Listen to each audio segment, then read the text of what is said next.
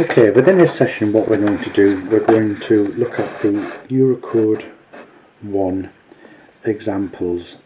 So these are on page 13. We'll jump through a few of these.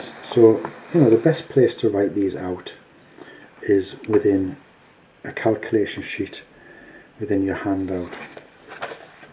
And rather than me writing everything out from scratch, I'm going to go through a version that I've already written out. So if I zoom down,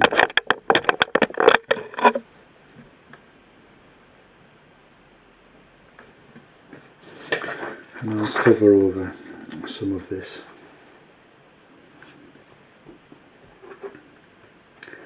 So question A1, so question 1A3. We're going to be looking at the actions being applied to this simply supported beam with a UDL being applied. It's a 6 metre span in between A and B, and we're told within the question that there was a permanent dead load GK of 20 kilonewtons per metre being applied. There was also a variable action of 16 kilonewtons per metre applied. Now within books it may be that it could be drawn as such, with GK as 20 kilonewton per metre and QK equals 16 kilonewtons per metre. So these are our characteristic values from the question. What we're going to work out is the design value of actions, and I've got written down here that we could be considering that it's unfavourable, so we won't be considering our favourable and unfavourable values. And what we have to do is that we have to find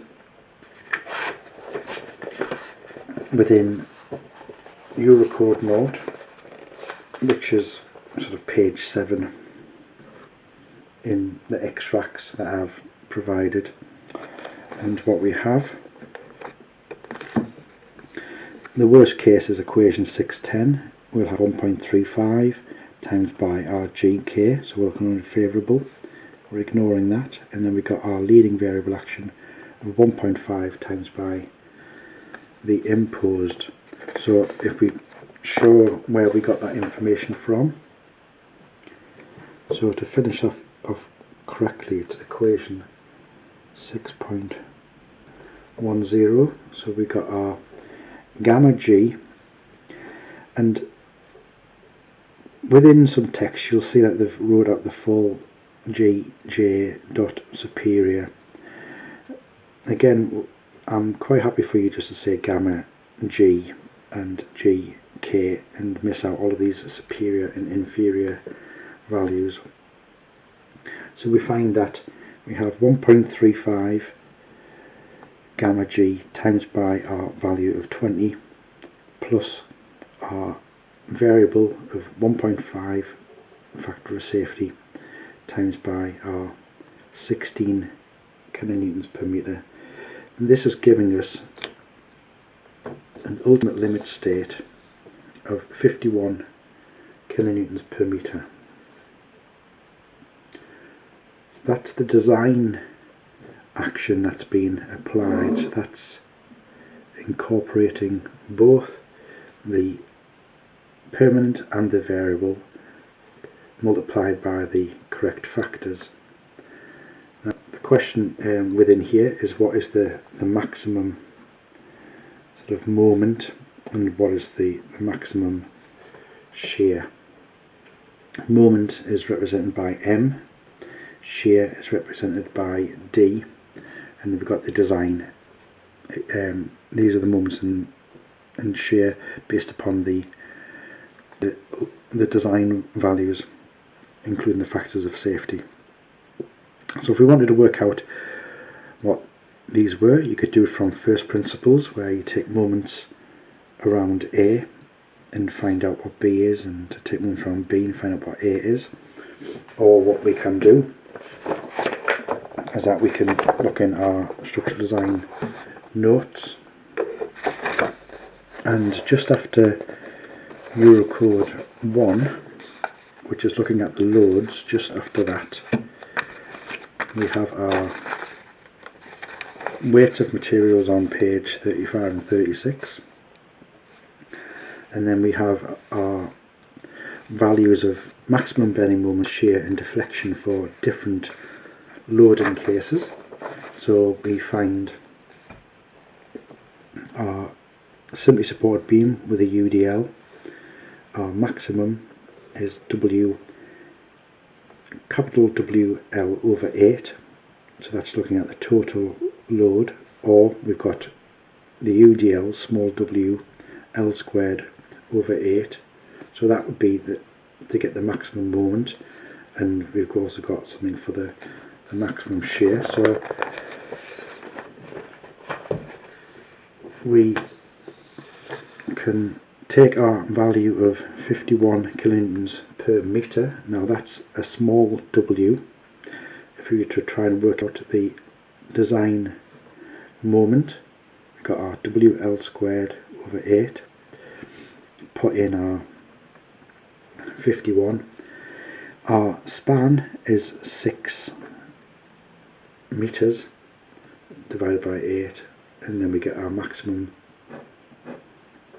moment of 230 kilonewton meters, and then we can find our design value for the applied shear.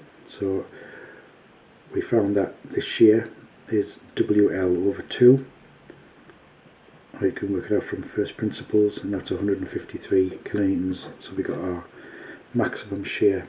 And with this value of M and this value of V, we can then design our beam.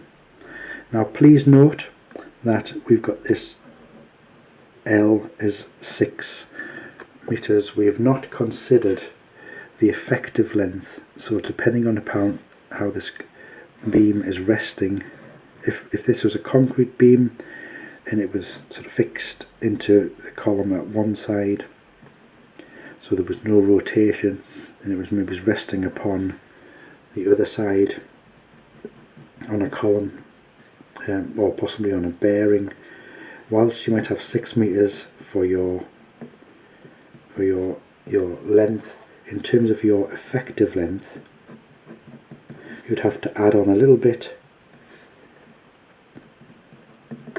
for how the beam is supported on this side, and then you'd have to add on a little bit more for how the beam is resting upon the right hand side. And if we just have a quick look to see where that comes from, so I'm looking in Eurocode 2.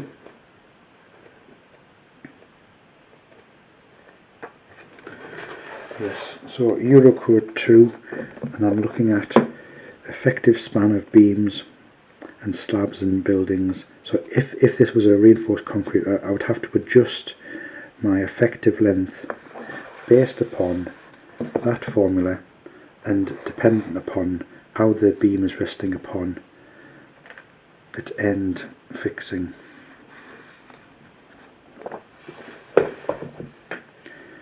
But we haven't considered that for this question. You do have to consider that in your assessments.